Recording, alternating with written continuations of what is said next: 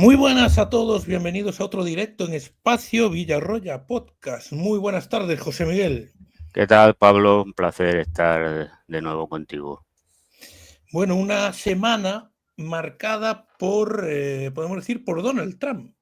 Primero,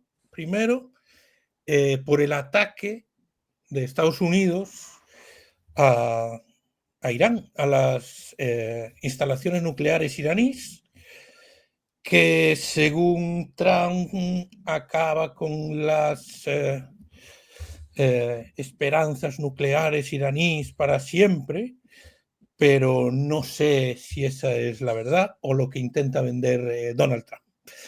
¿Qué te parece el ataque primero de Estados Unidos sobre las instalaciones nucleares iraníes? Y por otro lado, el daño que ha causado, si es el que dice Trump o es otro. Vamos a ver, hombre, parecía la madrugada, porque era madrugada aquí, ¿no? Madrugada de sábado a domingo, ¿no? Que nos encaminábamos a una cosa apocalíptica. Luego se fue sabiendo, ¿no?, que habían avisado a Irán, con lo cual esto parece la guerra de Gila, ¿no? Avisamos a alguien que le vamos a atacar. Los iraníes habían retirado las centrifugadoras y la parte importante de esas centrales, bueno, centrales nucleares, vamos a ponerlo así. Y parece ser que las bombas esas maravillosas de la vida, pues parece que no se cayeron donde tenían que caer, sino cerca, pero no tal. Bueno, yo creo que ese ataque lo que era un poco, pues, a ver, había un clamor por parte de Netanyahu y de ese lobby sionista que tiene Trump dentro de que no se podía dejar a Israel caer. Ellos, evidentemente, Trump no creo que tuviera ninguna intención de entrar en una guerra contra Irán por el tema nuclear. También tenía mucha contestación por parte de sus bases. El movimiento MAGA estaba protestando diciendo que Estados Unidos no tenía que ir en apoyo de Israel, de lo que hiciera Israel y tal. Bueno, yo creo que el ataque pues fue, luego me preguntarás por el ataque o la respuesta iraní, pues un poco por lo mismo, ¿no? Yo creo que lo que se buscaba un poco era, bueno, hemos ido, hemos bombardeado, ahora decimos que ya Irán no tiene ninguna posibilidad de construir el arma nuclear, eh, y nos forzamos pues este alto el fuego, y parece ser por lo que ha dicho hoy Trump, pero bueno, como Trump dice una cosa, luego sale la contraria, que parece que en breve se van a reiniciar las conversaciones entre Estados Unidos e Irán para el tema de las negociaciones para el arma atómica. Bueno, yo creo que al final era pues, todo un poco, no digo paripé, pero bueno, todo un poco preparado y pactado, un poco para forzar a Israel, a obligarle a acordar ese alto el fuego, que Netanyahu evidentemente no estaba por la labor, y en eso pues también imagino que Putin pues debe ayudar, porque ya sé que mezclan una cosa con la otra, pero es complicado no mezclarlo. La respuesta iraní se produjo después de la conversación del ministro de Exteriores iraní Arachi con Putin, ¿no? Con lo cual supongo que todo estaba un poco dentro del paquete para que la cosa no escalara y fuera a mayores, ¿no? Bueno, la respuesta iraní fue muy suave, podemos decir. Bueno, y también avisando, ¿no? Porque avisó a Estados Unidos sacó las tropas y lo importante que no quería, parece ser que tampoco los misiles dieron a la base. Yo creo que se atacó a Qatar como un poco para decirle a Qatar, que es el país más próximo a Israel en la zona del Golfo, por donde pasa la ayuda, o pasaba, ¿no? Pues ya tampoco sabes ahora cómo está la situación, ¿no? Que pasaba la ayuda económica de Israel a Hamas. Bueno, yo creo que más allá del movimiento simbólico, pues bueno, fue una respuesta un poco para lavar la cara, ya de cara a su ciudadanía por parte del gobierno iraní, y poco más. Sí, yo creo que fue un poco, pues también, una puesta pactada por el propio Trump dentro de su, como mínimo, su sinceridad, es decir las cosas, que se agradece, pues le dio las gracias a los iraníes por haber avisado para que así no hubiera soldados americanos muertos, lo cual hubiera obligado a Estados Unidos a dar una respuesta más contundente. Bueno, pues yo creo que esto lo que era, pues era eso. Es decir, yo te he atacado, he cumplido con Israel, tú me la devuelves, has cumplido, y ahora ya alto el fuego.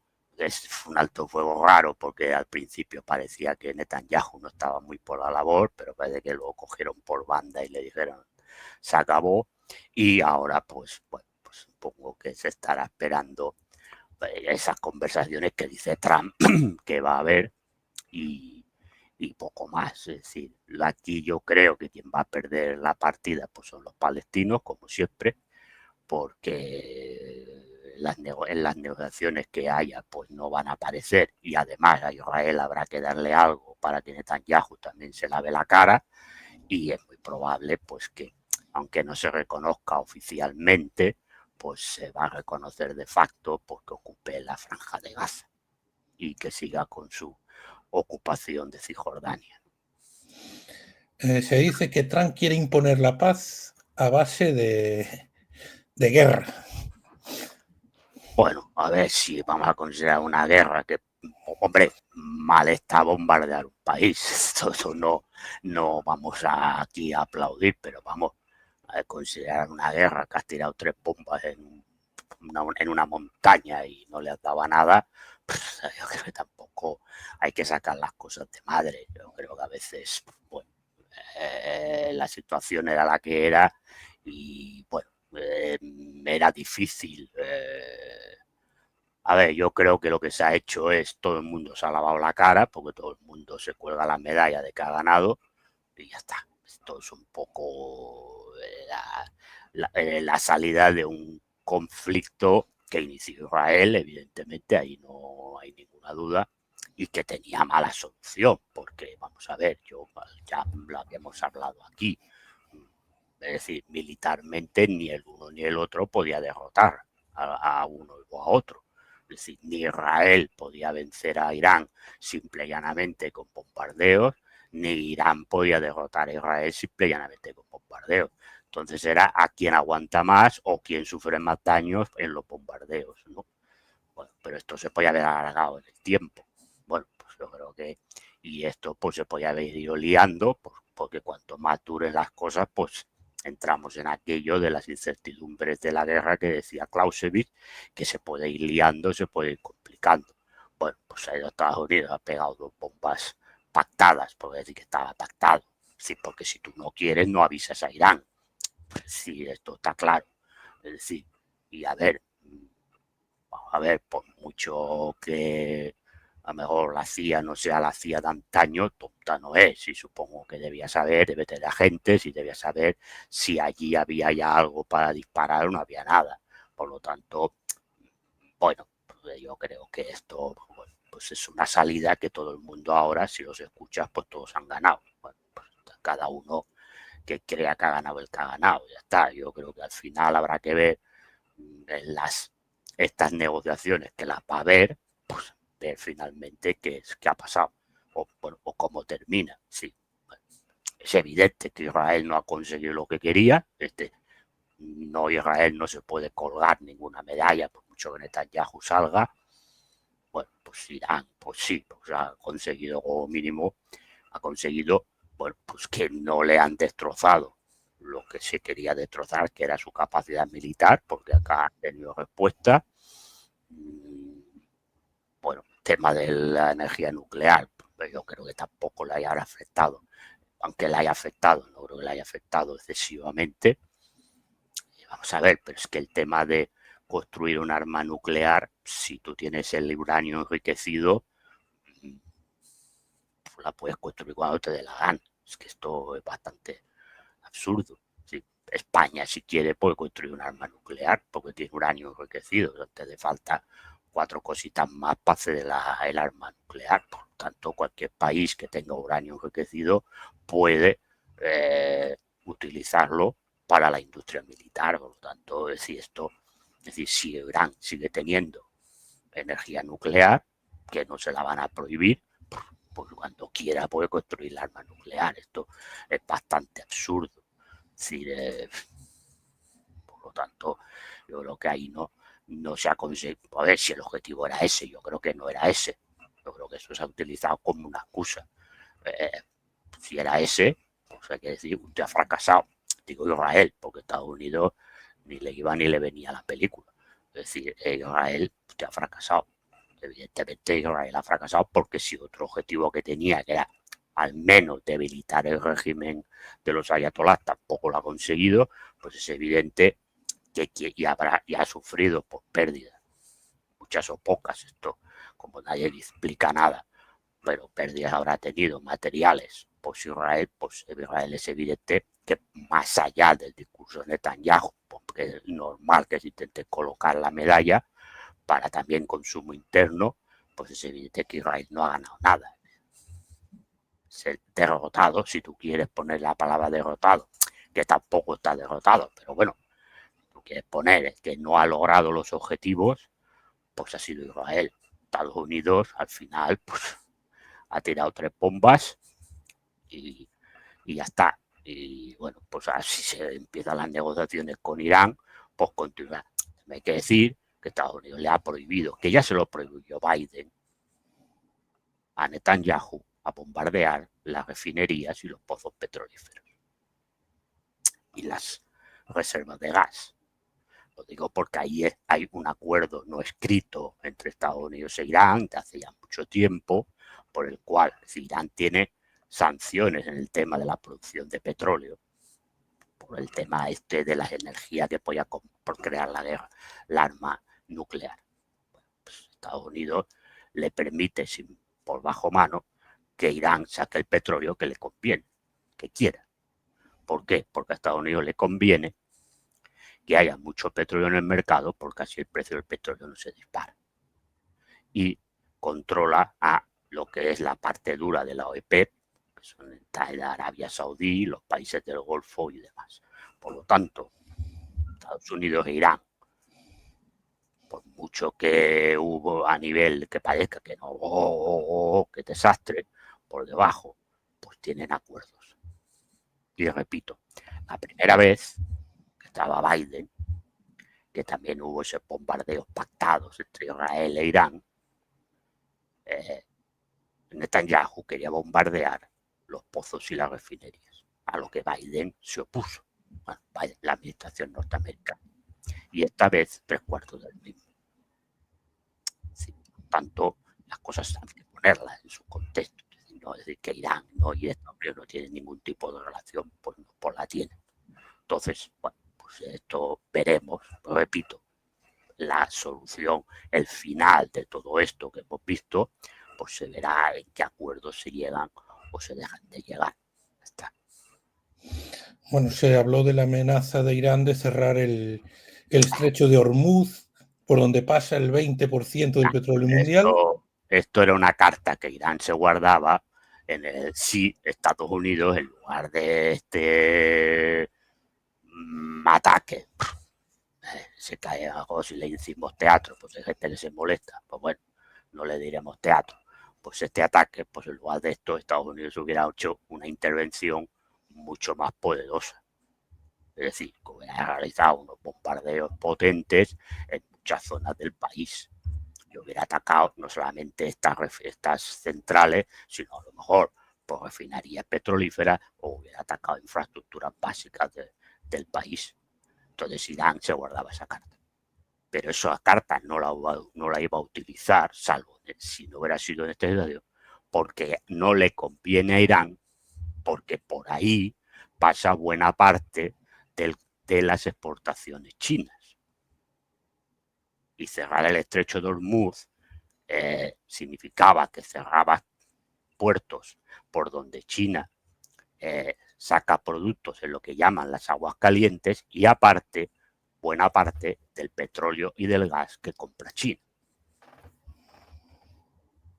Y evidentemente China, sin ayudar, porque no ha entrado, si es cierto que todo el tema satelital, es decir, de los satélites que guiaban a los objetivos de los misiles que disparaba Irán, son satélites chinos. Por lo tanto, a Irán no iba a provocar, porque a quien más hubiera perjudicado a todos el cierre del estrecho de Hormuz. Pero quien hubiera salido más perjudicada hubiera sido China. Entonces Irán no iba a utilizar esa carta de buenas a primeras. La hubiera utilizado si los Estados Unidos, en lugar de haber tirado 3 bombas, pues estuviéramos hablando de que hoy todavía Estados Unidos está bombardeando Irán. Entonces sí que hubiera cerrado el estrecho de Hormuz. Esto era una carta que la guardaba porque Irán la tiene, que la ha amenazado siempre con cerrar y nunca la ha cerrado. Pero tenía la carta. Esa carta la tiene. Pero es evidente que esa carta la iba a utilizar en función de cuál era la respuesta estadounidense. Pero después Trump afeó a Israel que hubiese roto el alto el fuego. Bueno, pues, a ver, los altos del fuego, pues, aparte que Israel se los ha pasado siempre por el fuego la chaqueta, históricamente, esto hay que decirlo, yo creo que este tiene un problema en el sentido de que Estados Unidos la ha tirado de las orejas, si tú quieres, pero Israel se lo ha pasado siempre, ¿no? Hay que recordar en el Líbano, en la Franja de Gaza ahora, en Cisjordania, en Siria, en muchos sitios. Digamos, y no Netanyahu, porque estamos hablando de cosas donde no estaba Netanyahu, sino que estaban otros primeros ministros. Pero históricamente se lo ha faltado. Bueno, pero aparte de eso, en los altos fuegos siempre hay el lío de cuándo entra en vigor el alto el fuego. Entonces parece ser que los iraníes atacaron, que faltaban 20 minutos o 10 minutos para que se firmara el alto el fuego. Y Israel dijo, pues yo no puedo quedarme siendo el último que recibe. Entonces atacó cuando el alto el fuego ya estaba en vigor, ¿no? La respuesta. Pues ahí pues hubo este problema. Bueno, yo creo que es el problema siempre lo alto el fuego de quién la tiene más larga, ¿no? Quién es el último que dispara. Bueno, entonces ahí pues como Irán le volvió a contestar, pues ahí parecía, llegó un momento que parecía que el alto el fuego pues iba a quedar en nada. Bueno, parece que Estados Unidos cogió a Netanyahu por banda y pues se dijo hasta aquí hemos llegado y se ha acabado la película. Y si están tirados, pues perdón de la expresión, te jodes, pero no vas a contestar. Y bueno, pues al final pues hay el alto fuego. Veremos lo que dura también. Esto tampoco, esto es garantía, el alto fuego, garantía de que no vuelva a empezar el tema, ¿no? Es decir, esto se verá. Bueno, sí. Si Trump dice que va a haber otra ronda de negociaciones para el tema de la energía nuclear, pues bueno, si hay negociaciones, pues igual no pasa nada, o pasa porque también Israel pues va un poco por libre, más que Israel Netanyahu, ¿no? Netanyahu y el lobby sionista que tiene, especialmente en Estados Unidos, que estos van por libre, claro. Hoy Trump ha pedido la cancelación de las causas de corrupción contra Netanyahu. Creo que no, lo de corrupción no lo sé, creo que ha pedido lo del Tribunal de la Haya, lo de los crímenes de guerra. De las causas por corrupción o su indulto.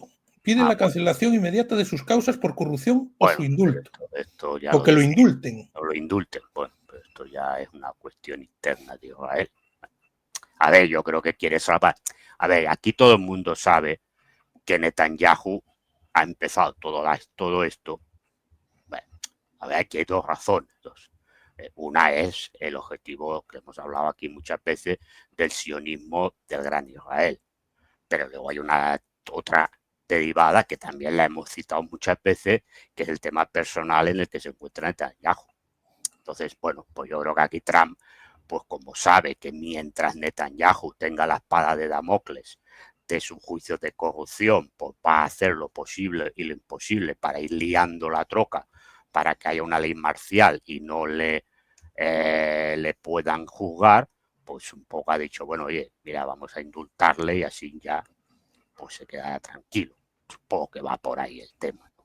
Pero bueno, esto ya es un tema interno de Israel. Pues Trump puede pedir lo que le dé la gana, ¿no? Luego ya decidirán los tribunales israelíes lo que tenga que hacer o no tenga que hacer. Claro.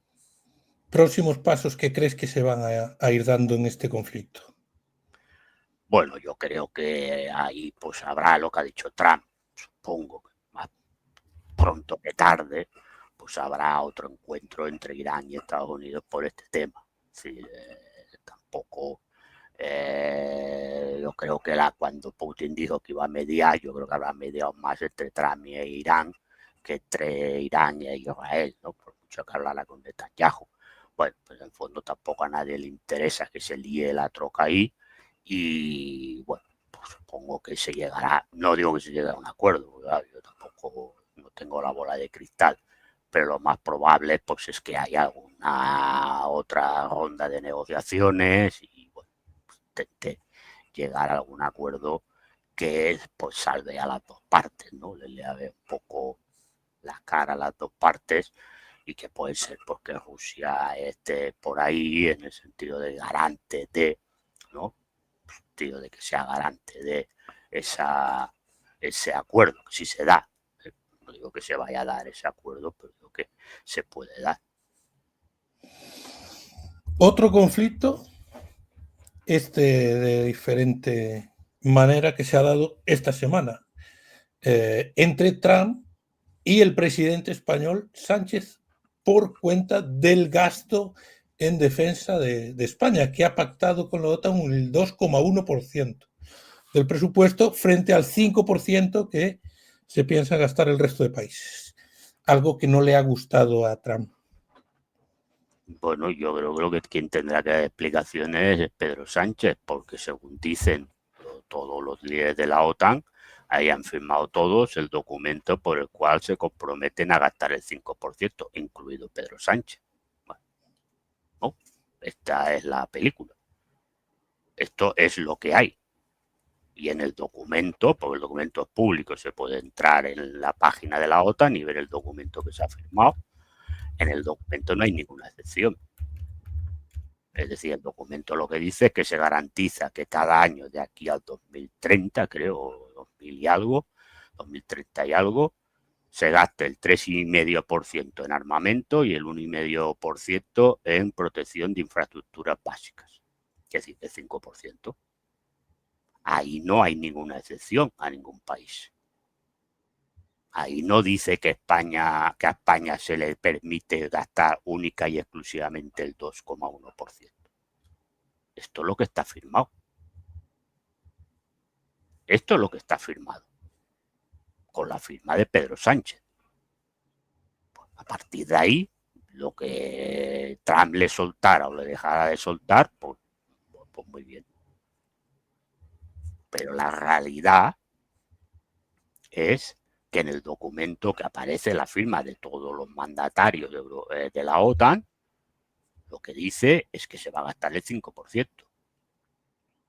Que Trump antes de la reunión dijera, pues, oiga, si usted no, al final usted está aquí negociando y va a pagar solamente el 2,1, yo le voy a meter a usted, a los productos españoles, un 30 o un 40% de aranceles, esto es otro tema. Si Pedro Sánchez finalmente ha firmado eso por miedo a los aranceles, yo no lo sé, todo lo tendrá que explicar él. Pero la disputa de Pedro Sánchez con Donald Trump, pues esto es una anécdota. Aquí lo importante es que salimos de la reunión de la OTAN con el compromiso de gastar el 5%. Pues entonces lo tendrá que explicar. Porque, vamos, a ver, yo siento mucho los discursos que él te está dando ahora diciendo que no.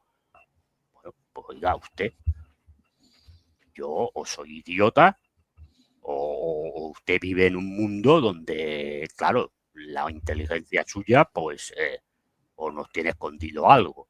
Pues yo lo que he visto y lo que está diciendo todo el mundo es que usted ha firmado el 5%, como los restos de mandatarios de los países de la OTAN.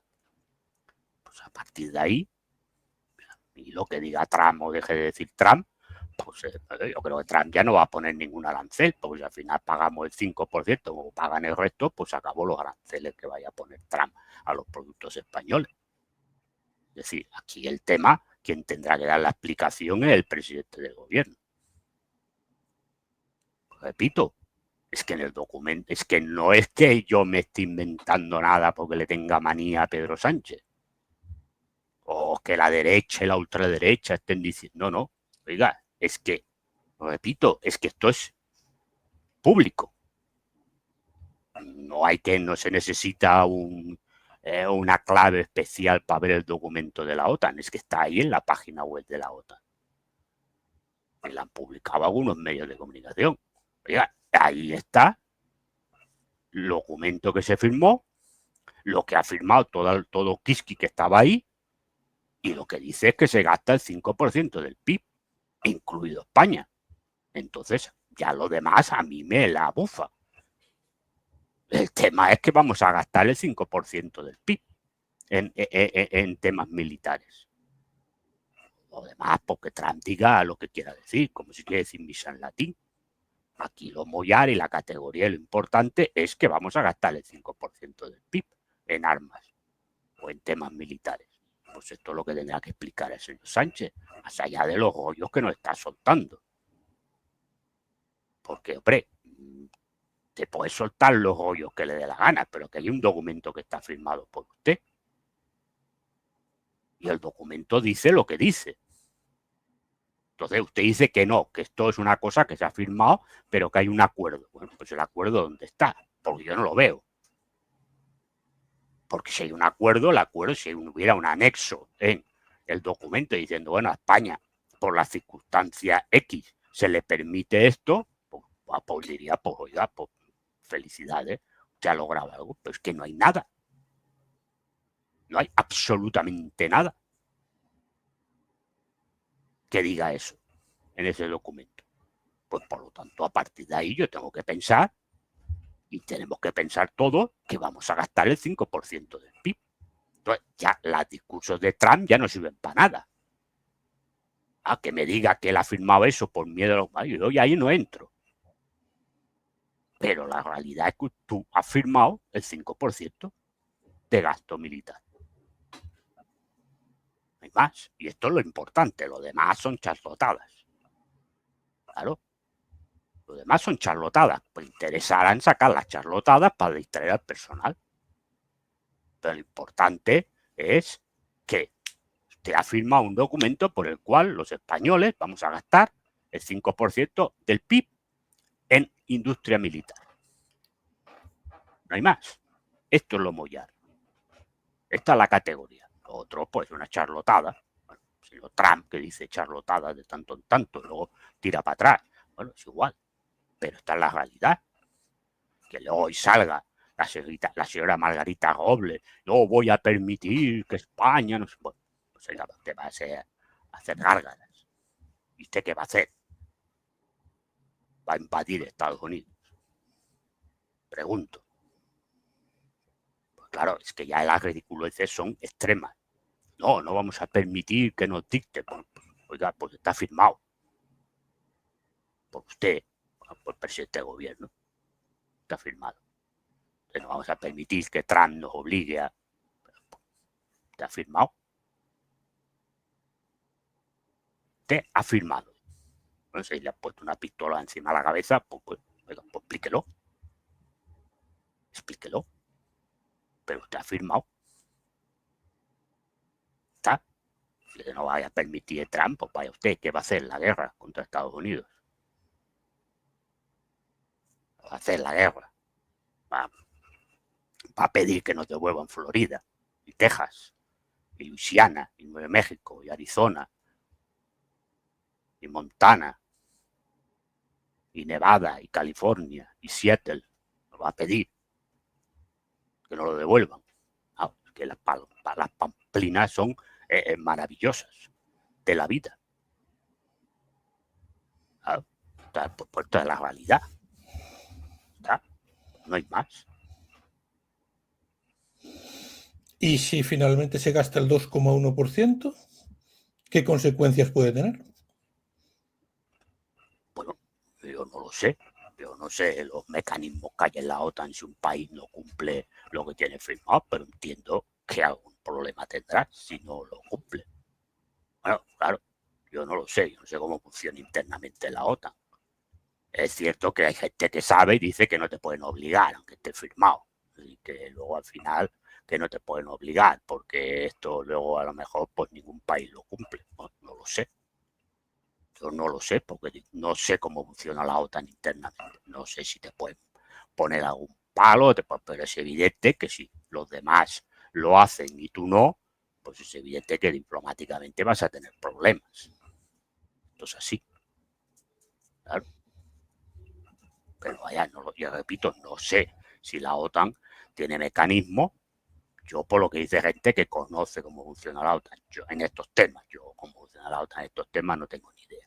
Tampoco me interesa excesivamente. Entonces, no sé si la OTAN le puede obligar sí o sí a que gaste el 5%. Y si no lo gasta, pues tenga problemas de que te puedan expulsar o no sé, yo esto ya no sé cómo funciona.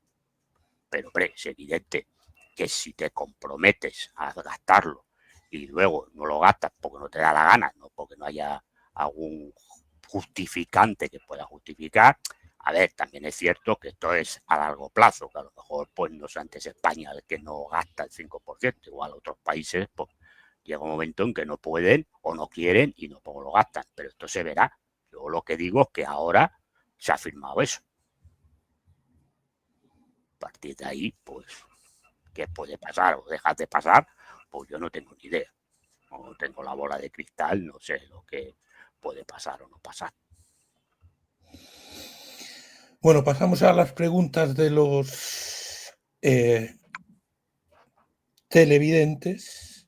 Primero dice que bien se le escucha por fin, señor Villarroel. Bueno, hace mucho que ya se le escucha Ya bien. se le escucha bien desde que me Sí. enviaron los micros televisivos. Te pregunta por otro tema. Poliéster, José Miguel, en tu época de militante del PSOE, ¿a quién preferías para secretario general? Uy, de eso hace muchos siglos. Y además, entonces no había ni primarias. Entonces era Felipe González era el secretario general. No se votaba al secretario general por primarias, se votaba a los que iban al Congreso.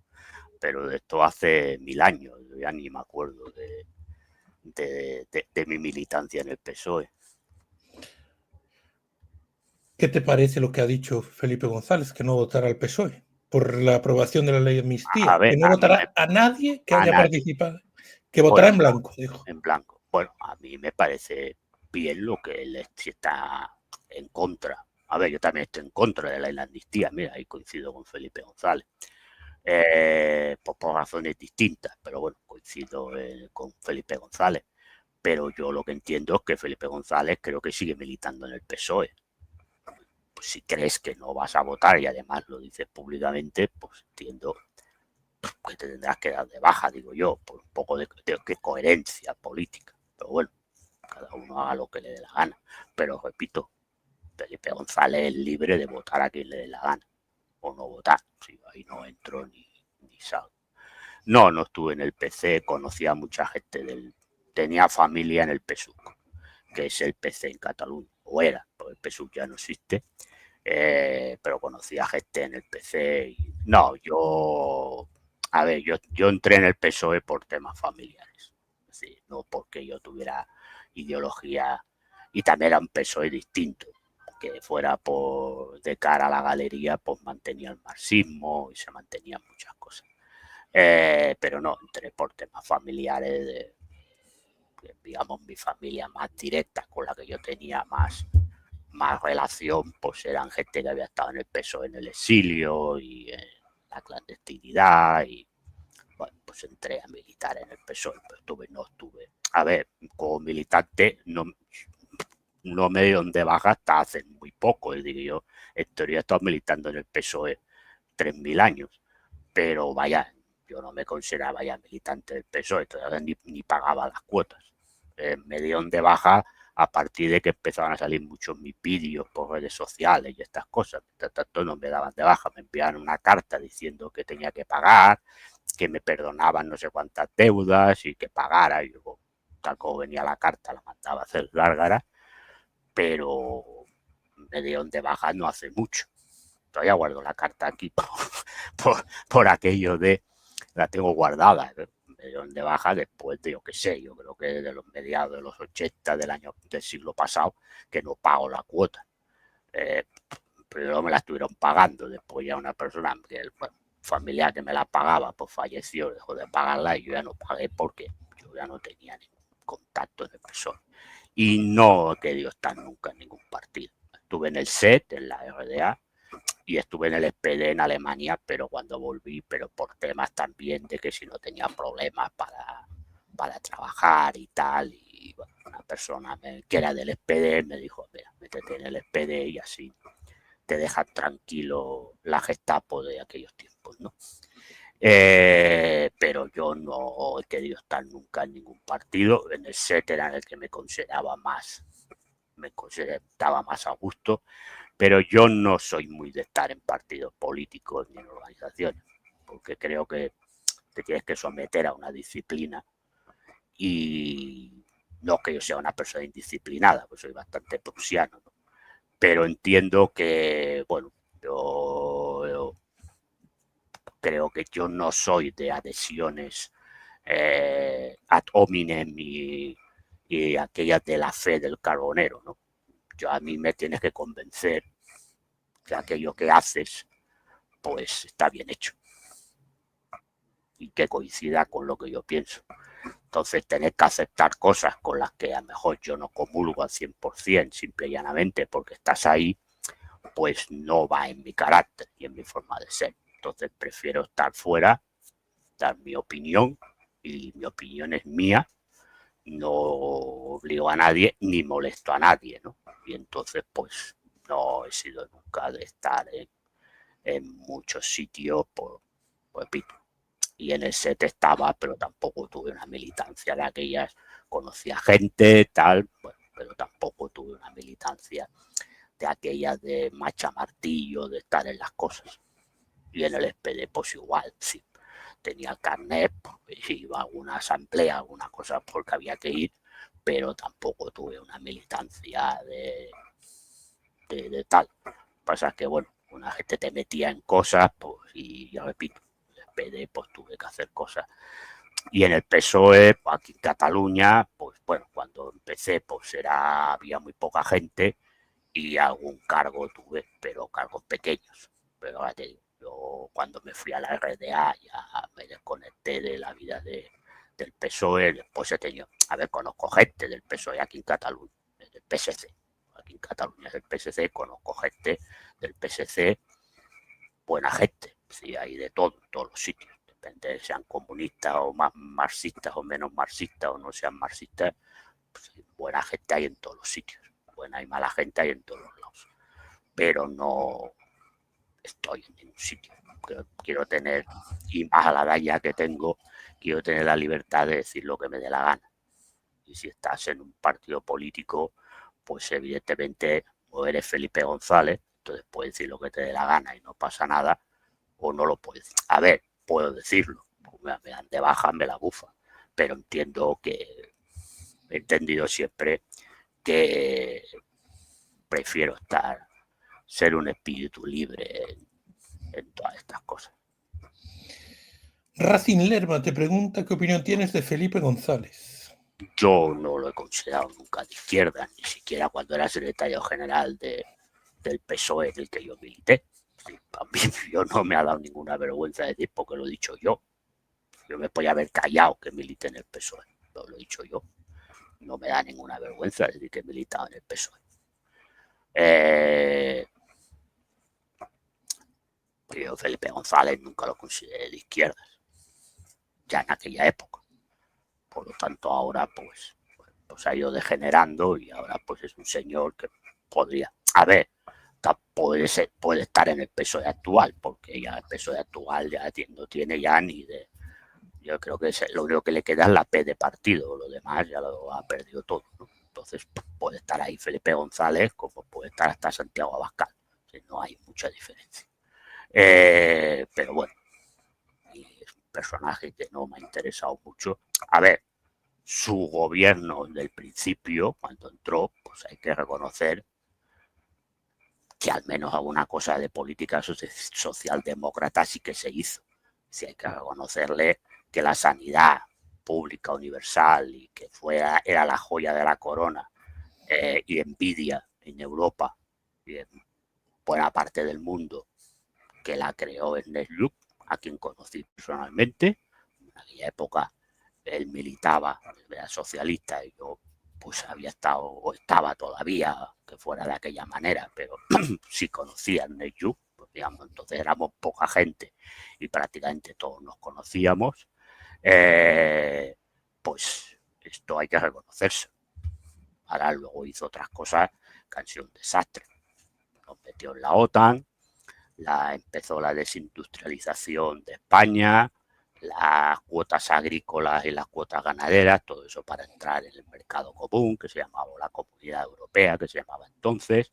Bueno, yo creo que hay, y bueno, luego los gobiernos pues terminaron, pues como ahora lo del Pedro Sánchez, ¿no? Porque ahora él está criticando a Pedro Sánchez de la corrupción, cuando decís, bueno, oiga, y tú no te acuerdas que los que tenías entonces, pues hay que recordarle el caso Juan Guerra, el caso Filesa, Roldán, la Guardia Civil, los GAL, ¿no? Y algunos que más que debía haber, que ahora no me acuerdo, ¿no? Entonces, claro, el problema es cuando hablas, me parece bien, si yo no le quito el derecho a Felipe González a hablar y a criticar, pero claro, dar lecciones de moralidad,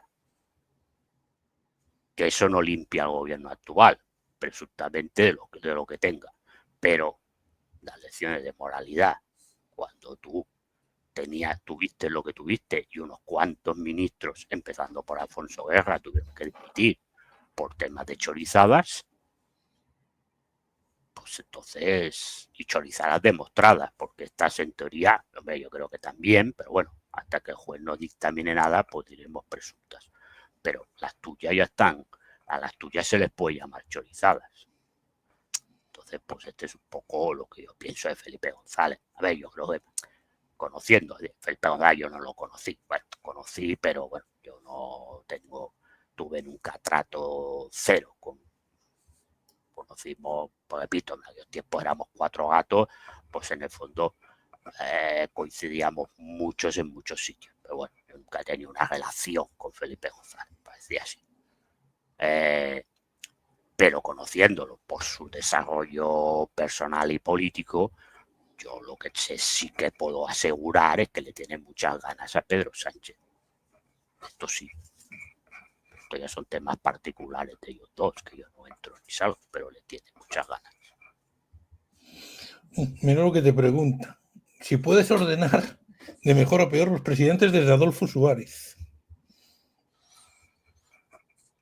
A ver, es que ni mejores ni peores. A ver, yo los presidentes burgueses me interesan poco. Hombre, claro, el más impresentable es Aznar con diferencia. Eso sí. Porque ya es que el hombre es bastante impresentable, aunque no fuera presidente de gobierno. El peor presidente, más impresentable a nivel personal que me dice y ideológico, pues José María Aznar, eso no cabe ninguna duda. El resto, pues entre luces y sombras. A ver, Rajoy no molestaba mucho, por un bebé, pero bueno, también salió pues, como salió, ¿no? Y el resto, pues bueno, tuvimos muchos años a Felipe González. A ver, Suárez, pues Suárez yo creo que hay un mito de que construyó la democracia, que al final se lo cargaron porque él quería hacer más cosas de lo que le dejaron hacer. Bueno, yo también era bastante pequeño o joven, tampoco puedo hacer un análisis de Suárez, y Cabo Sotelo tuvo muy poco tiempo. Y luego tuvimos muchos años a Felipe González, ya le calificaba a Felipe González. Y Aznar, y bueno, pues yo creo que Zapatero pues posiblemente sea el que menos molestó.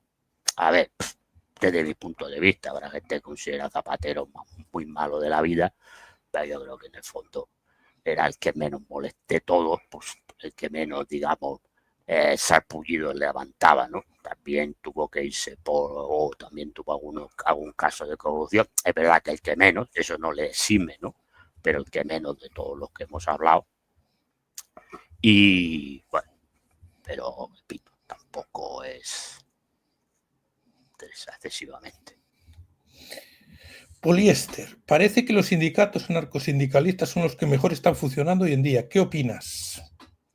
Sí, parece que las huelgas de sí, de Santander, de Cantabria, de Cádiz y de Cartagena y demás, pues están, digamos, llevando la voz cantante. Tampoco es muy difícil, lo que no se les quito mérito, ¿eh? pero tampoco es muy difícil viendo la dejación de funciones sindicales que llevan décadas haciendo UGT y comisiones obreras, ¿no? Y bueno, perdón, es verdad que ante situaciones donde la clase trabajadora pues está ya muy harta y que pues UGT en el tema de Cádiz pues ha intentado firmar un acuerdo que es una vergüenza, pues los trabajadores no están de acuerdo y CGT, que lo sigo y me envían muchas cosas de la gente de Cádiz y los movimientos y tal, pues están moviéndose y están trabajando bien, ¿no? Haciendo bien las cosas en esa lucha por que los trabajadores de esa zona pues tengan pues sigan manteniendo sus puestos de trabajo, que es lo principal, y con unas condiciones laborales y económicas pues que sean dignas, ¿no? Eso pues es verdad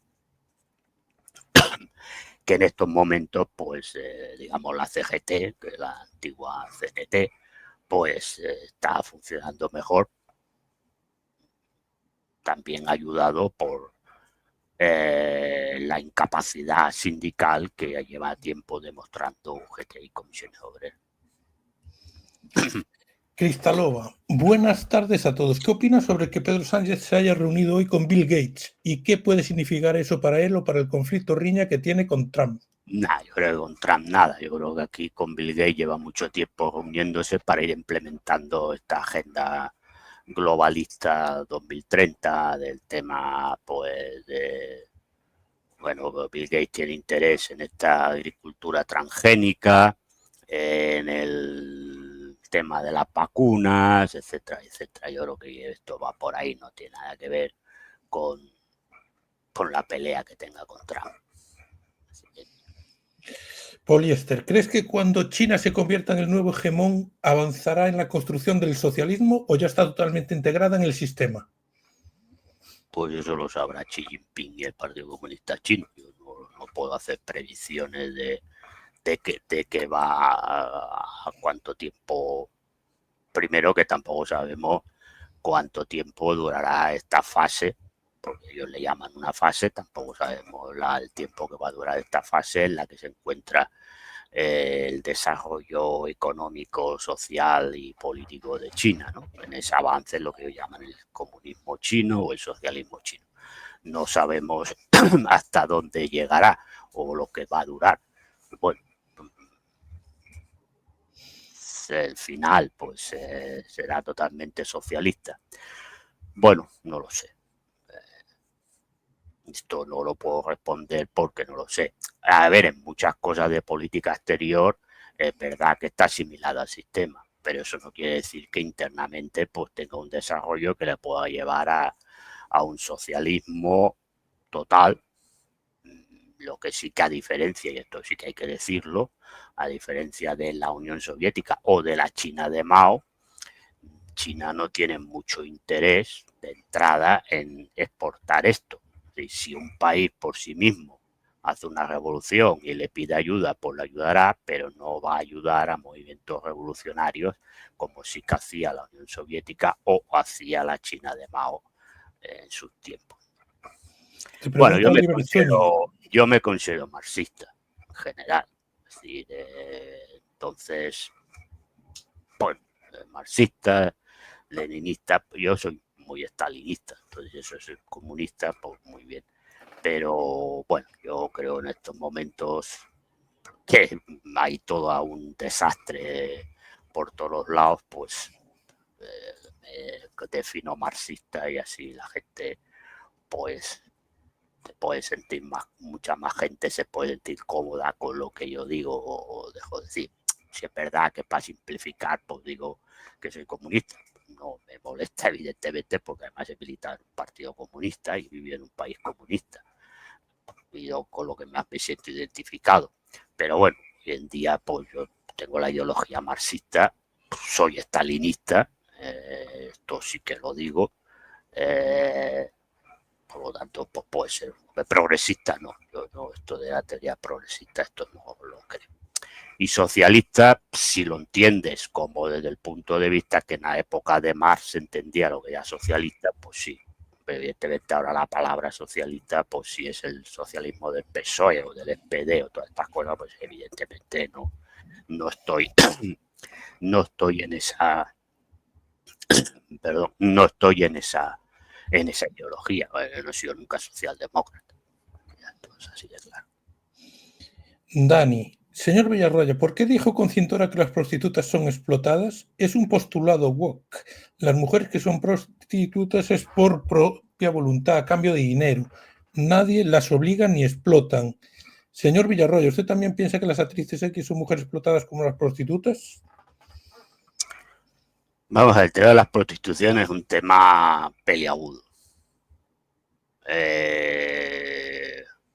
Bueno, vamos a ver.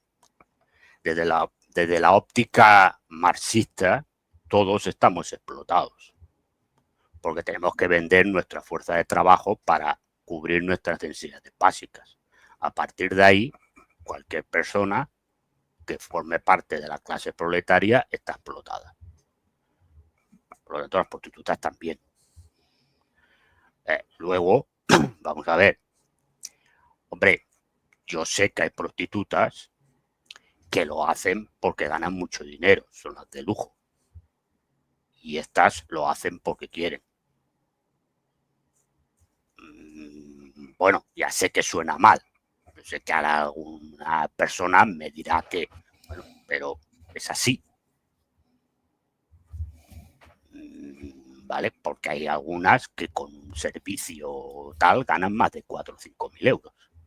Entonces, que lo hagan porque tienen necesidad de hacerlo. Claro, posiblemente a lo mejor lo hacen porque tienen necesidad de hacerlo. Pero es cierto que como la ganancia es amplia, pues en estos momentos no se quieren dedicar a otra cosa. Esto es así. Pero, hombre, la prostitución de lujo es la menor de las prostituciones. La mayoría de la prostitución es la prostitución por abajo. Ahí hay mucha gente que viene de otros países, que estamos hablando de trata de blancas o tráfico humano, donde hay mujeres que se las coge en un país, se las trae aquí con la promesa de no sé qué, tienen que pagar mucho dinero para que las traigan aquí y luego lo que se le hace es explotarlas en prostíbulos para que paguen la deuda, una deuda que suele ser eterna, para que, ¿no? Entonces estamos hablando de una explotación. Las prostitutas, aunque digan que lo hacen porque no tienen, como las que yo conocí cuando yo era más pequeño en Barcelona, lo que se llamaba el barrio chino, bueno, pero eran mujeres que por desgracia de la vida no tenían otro tipo de trabajo que hacer y entonces se dedicaban a eso. Pero es evidente que lo que tú tienes, esas personas están vendiendo su cuerpo es su fuerza de trabajo. Y entonces están explotadas. Claro que es una explotación, la prostitución. A ver, que la prohibición es la solución. La prohibición en un país capitalista no es la solución, porque va a seguir habiendo prostitución. Que las cosas estén prohibidas no significa que no estén. Y hay países, por ejemplo en Suecia, que la prostitución está prohibida y hay prostitución. No se va a acabar la prostitución, por desgracia. Entonces, la prostitución se acaba en los países socialistas cuando, junto a la liberación de la clase social, pues se libera todo el mundo, porque el problema es de la clase social, porque la mayoría de las prostitutas son mujeres o hombres, porque también hay prostitución masculina o prostitución de transexuales o travestis, como le quieras llamar. El 90 y pico % es gente de la clase trabajadora. Habrá chicas de la clase alta que para gastarse, para poder viajar a no sé dónde y comprarse bolsos de Gucci de 2.000 euros se dedican, también las hay. He conocido algunas, no porque yo haya ido, porque otras no las podía pagar, pero sí he conocido. Chicas de clase alta, de Barcelona, de familias de dinero, pero a lo mejor los padres pues no le compraban el bolso de Gucci, y entonces iban a prostíbulos de lujo. que lo sabía, los hay en Barcelona, o en Madrid y en otros sitios los hay. Entonces, el mundo de la prostitución es muy complicado para resolverlo, digo.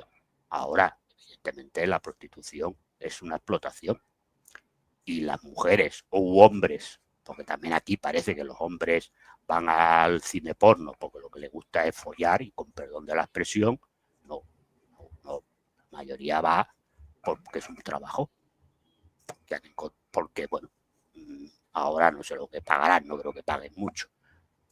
Un tiempo se pagaba mucho dinero, pero está en explotación, pero repito, todo. Yo la pelea que tengo con las feministas es que no entienden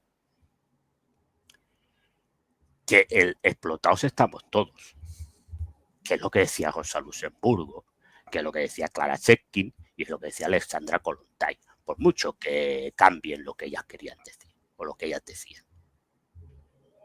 Todos estamos explotados. Entonces, la mayor parte de la gente que se dedica a este, yo no voy a decir trabajo, no, no es un trabajo, pero bueno, a esta actividad, pues es persona que tiene problemas económicos, es clase trabajadora. Algunos irán voluntarios, porque consideran que esto les da trabajo, les da dinero, y otros van porque, como he dicho, las personas que traen aquí esclavizadas, que básicamente están haciendo de esclavas. Entonces, ahora la solución del tema es solo la prohibición. Yo, y lo digo, me parece bien que lo prohíban, pero repito, no lo van a solucionar el problema. No van a solucionar el problema. Porque el problema está en que muchas personas de estas lo van a seguir haciendo. Y ya no hablo de las de lujo, sino los de abajo también. Porque el problema está en el mercado laboral. Porque en el momento en que tú saques a estas personas de ahí, alguna cosa les tendrás que dar. Porque si no, de cómo comen y cómo pagan los gastos. Porque el discursito está muy bien, pero luego a estas personas les tendrás que dar una alternativa laboral para que no estén ahí. Porque si lo que me vas a decir es que les vas a dar un cursillo de formación ocupacional y una pensión del PIRMI o del SMI un tiempo determinado, pues ya te digo yo dónde van a volver. Y lo siento mucho, pero esto es una realidad. Y a partir de ahí ya está. Otra cosa es que se lleve la gente las manos a la cabeza por lo que se dice en las escuchas de Coldo y de Ábalos y de Cerdán y no sé qué. Esto es la hipocresía de la vida. Porque yo llevo mucho tiempo escuchando los rollos de que todo esto es una explotación, es una explotación. Y luego cuando se acaba la reunión, vámonos de putas.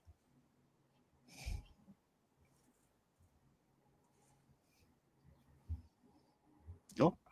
Yo no digo que ahora todo el mundo vaya o deje de ir. Yo digo lo que he visto. Y lo que uno ha visto, la gente puede decir que miento. Bueno, es su problema, no es el mío. Lo que yo he visto, lo he visto. Entonces, y no hablo de la personaje de derecha, porque la de derecha ya irá de suyo. No, no, estoy hablando de la izquierda. ¿No? Y también señoras, que daban el discurso y después pagaban un gigolo. También es explotación, porque eso es prostitución también. Entonces, repito, es un tema complicado. Es un tema complicado. Yo hago el análisis marxista y digo, la solución a eso estará el día que hagan la revolución proletaria. Y liberes a la clase trabajadora de sus cadenas de las necesidades vitales. A partir de ahí cambiarás. Y luego, evidentemente, hay que hacer también un cambio de chip a la gente. Porque está muy bien llamar puteros a la gente. Pero claro, el problema también tendrás que analizar si la gente es culpable cuando tienes un sistema que te está diciendo que pagar por tener sexo es igual que pagar por comprarte un libro, que es lo mismo, porque eso te lo dice el sistema. Y eso es lo que decía Alexandra Kollontai, a la que citan lo que les sale de los cojones o de los ovarios. ¿Vale? Entonces, ¿que Alexandra Kollontai metió a puteros o gente que iba a los gulag? Sí, pero una vez se había hecho la revolución, no al principio. Porque al principio también decía que los que habían ido, especialmente de la clase trabajadora, también eran víctimas del sistema capitalista que les decía que eso estaba bien hecho. Ahora, una vez ya la revolución estaba en marcha y estaba puesta y eso se cambió, a quien ejercía la prostitución y a quien pagaba por ella iban a gulag, iban a estos centros para reeducarlos. Pero al principio no. Entonces, está muy bien la palabra putero y queda muy bonito. También hablaremos de puteras, porque también hay mujeres que van. Sé que esto no es políticamente correcto decirlo, pero también hay mujeres que van. ¿No? Irán menos que hombres, vale, pero es igual, pero van. Es muy bonito decirlo.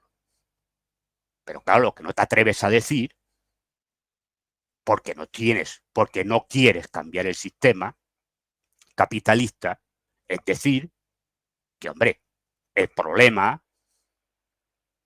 es del sistema que, repito, dice que pagar por sexo es tan válido como pagar para comprarte un libro o tomarte una cerveza en un bar. Ese es el problema principal.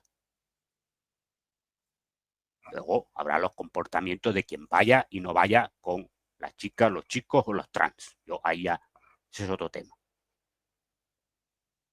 Bueno, el problema es decir las cosas. Lo que pasa es que este discurso no es políticamente correcto. Porque es el discurso de un comumacho, ¿no? De un que veía películas porno y por lo tanto considera que tal. Claro, la pantomima y las charlotadas. Porque hablar de ideología y hablar de las verdades y de los problemas, eso no interesa. Porque entonces se nos cae el chiringuito. Se nos cae el chiringuito. ¿No? Pues claro, entonces te pongo delante del espejo.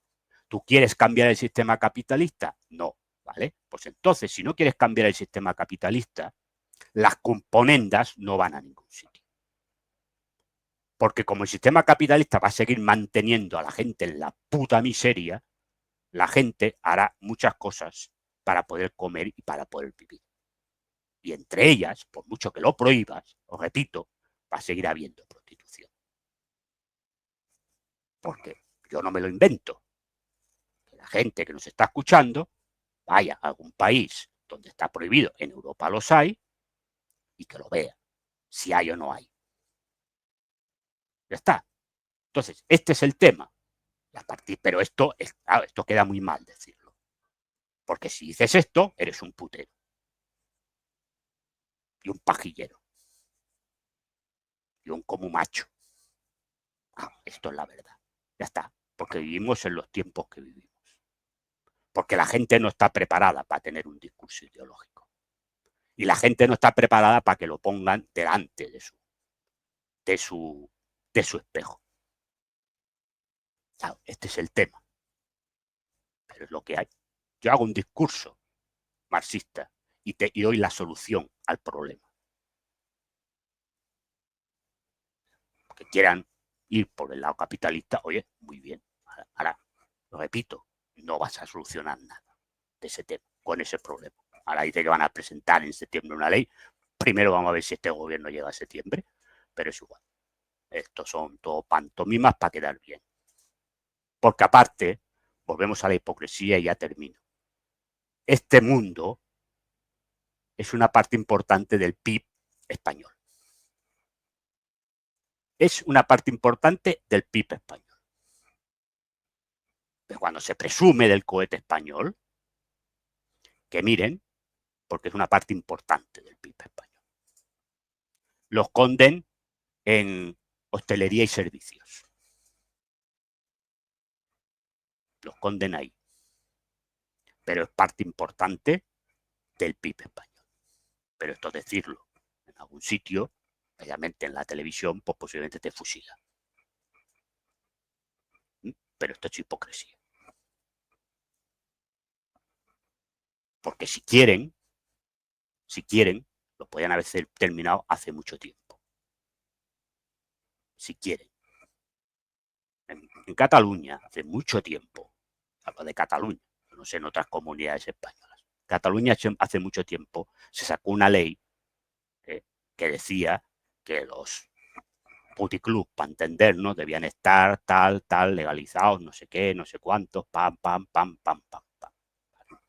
Los que están a pie de calle, que los hay, quedan menos, pero los hay, claro, esto sí. Yo no sé lo que debe haber ahora, no debe haber, pero en otros tiempos, en los periódicos de Cataluña había como 5 páginas de anuncios de estos puticlubs, que le daban mucho negocio, mucho dinero a los periódicos. Lo digo porque yo trabajo en uno y también anunciaba. Daban mucho dinero. La mayoría no estaban a pie de calle, estaban en pisos. Cuando tú rascabas, no ponía que eso era un no estaba puesto como puticlub. En Hacienda, por ejemplo. ¿No? Estaba puesta como sociedad limitada de importación y exportación. Bueno, pues porque nos hacía una inspección y decir, bueno, yo voy a ver a usted aquí qué importa y exporta. Claro, y si yo entro allí y hay luces de neón en el piso y todo camas, pues no creo que importen y exporten nada. ¿Se hizo algo? Pues no. No sé si siguen existiendo o no siguen existiendo esos pisos. O algunos habrán cerrado, otros seguirán, o otros habrán abierto. Bueno, esta es la realidad de la hipocresía. Porque el problema con esto es la hipocresía también. La hipocresía de la moral católica. Que los que tenemos una edad y la vivimos con Franco, que fuera los últimos años del franquismo, también había prostitución. Por mucho que salía el cura. Por cierto, algunos curas iban a prostíbulos. Empezando por un obispo que yo me sé, de aquellos tiempos de Franco. ¿No? Entonces, esta es la realidad. Porque, claro, la hipocresía y las buenas palabras y tal, pero luego no se soluciona absolutamente nada del problema ni del tema. Estás muteado, Pablo. Hasta aquí llegamos en el espacio Villarroya de hoy. Nos despedimos hasta la próxima semana. Los que quieran informarse sobre el Real Madrid, nos pasamos a un RTV en 2 minutos. Estamos allí para hablar del Real Madrid. Un fuerte abrazo a todos.